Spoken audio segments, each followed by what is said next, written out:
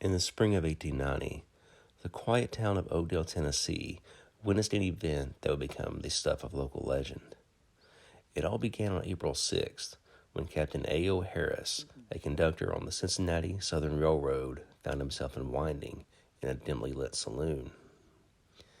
As Captain Harris savored his drink, an eerie noise pierced the air behind him. Turning around, he was met with a surreal sight.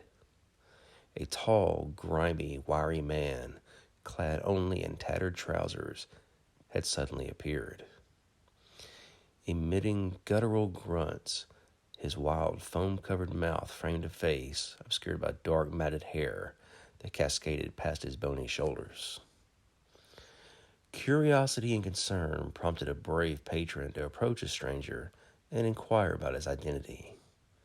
However, before any meaningful words could be exchanged, the wild man delivered a vicious punch, sending the curious soul sprawling to the ground, unconscious. Chaos erupted as the saloon owner and bartender rushed to intervene.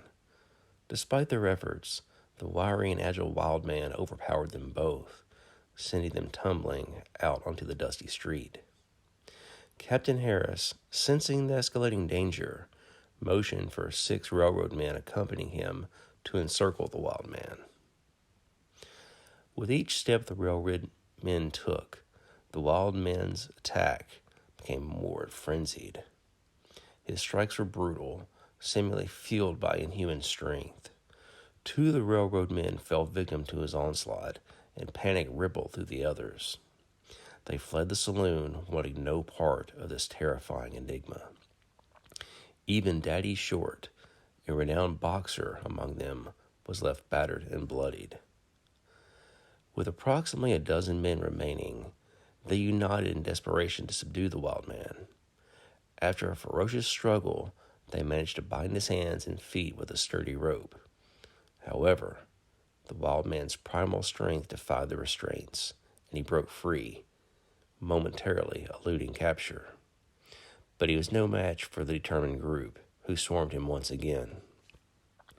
Defeated and exhausted, the wild man was escorted to the nearby railroad and locked inside a train car that had been temporarily converted into a makeshift holding cell. Inside the confined space, he unleashed a series of blood-curdling shrieks, foaming at the mouth as he wriggled and contorted, desperately seeking an escape route. As minutes turned to hours, he finally managed to unravel his bonds. With newfound freedom, he began frantically pacing within the confined quarters, his eyes darting wildly.